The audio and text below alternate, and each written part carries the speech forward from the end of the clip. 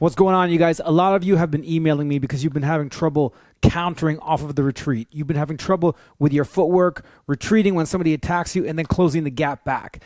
Now, there's one secret to that, one thing that you got to know, a footwork technique that you got to use. Otherwise, you're not going to be able to have the power or the juice to get back going. You're going to be stopped dead in your tracks. You're not going to have the force to be able to go. Now, what we're talking about here is not when your opponent attacks and you throw and counter while they're throwing, nor is it when you stop and hold your ground and then go. This is when you're clearing the distance on a quick retreat by moving back, and then you got to stop hard and go in. So there's three scenarios that we're going to look at, each depending on the type of footwork that you use to retreat, and we're going to go over them right now, and I'm going to break down the critical footwork step for you. Now, you guys all know I have a comprehensive footwork guide on my website and tons of instructional videos. Go to precisionstriking.com, check out all those. This is just a tidbit of all the stuff you're going to get in those videos. Okay, so let's just break down some of the problems that you're going to get when retreating back. The first thing is when you're on the quick retreat, there was a lot of force and energy going back. It's not the same as two scenarios. One is your opponent attacks and then you throw and counter while they're coming in. You're trying to catch them on the openings, hoping they miss and you catch them. Usually if you're taller, long-range opponent. The second one is you retreat, cover, stop, boom, boom, boom, boom. They're right in front of you and they throw. But often what your opponent does is they attack, boom, and then they pop out, boom, and then they're gone. So they're gone and you have to be able to counter them. You have to be able to use that footwork to counter them and get back. Now, you don't always have to counter this way, but when you want to, you need to have the tools and the techniques to be able to pull it off.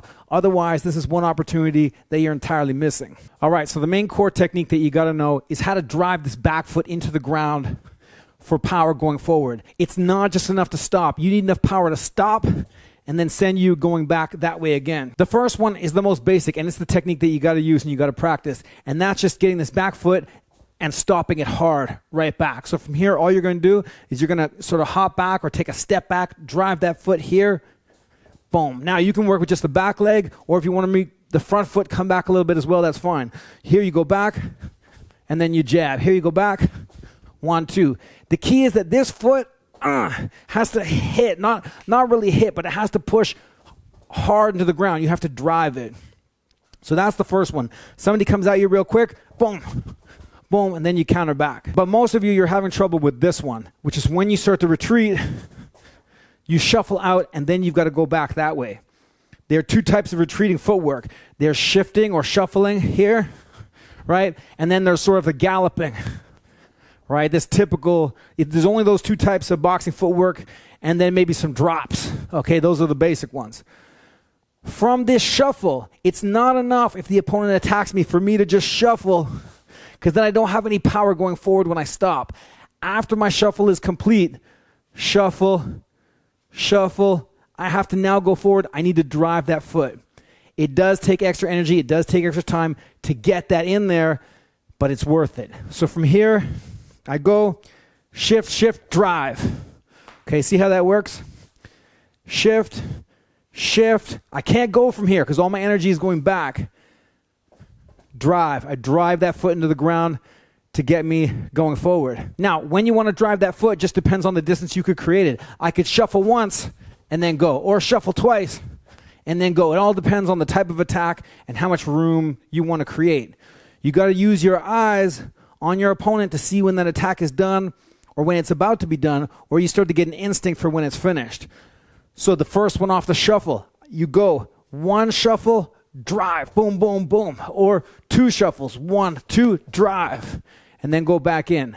But keep in mind that you need to practice this, boom, and that comes from the first one that you did, drive back, and then throw. Now, the third one you got to know is when you're really retreating hard, and that's off this sort of gallop step, or just like your typical quick retreating boxing footwork, the same kind of footwork that you see, lateral motion. It's the most mobile boxing footwork there is. It's sort of like galloping. From here, you're going to go here. You start to move back. And then when you come on that landing, then you're going to drive the foot into the ground. So here, I go, boom, and there it goes in right into the ground. So for example, if I go 1, I can drop it right there. I go 2, and then I can drop it right there. The key is this. I go back, and I drive it. Back, and I drive it. Okay, you bounce that foot into the ground. Now, I've had my hands loose and relaxed for demonstration purposes, but you want your hands up like this here as you retreat. Or here, right? Whatever your defensive style is, you want your maximum coverage while you're on that retreat, and then you're going to drop that foot here. Boom, boom, and then you counter back.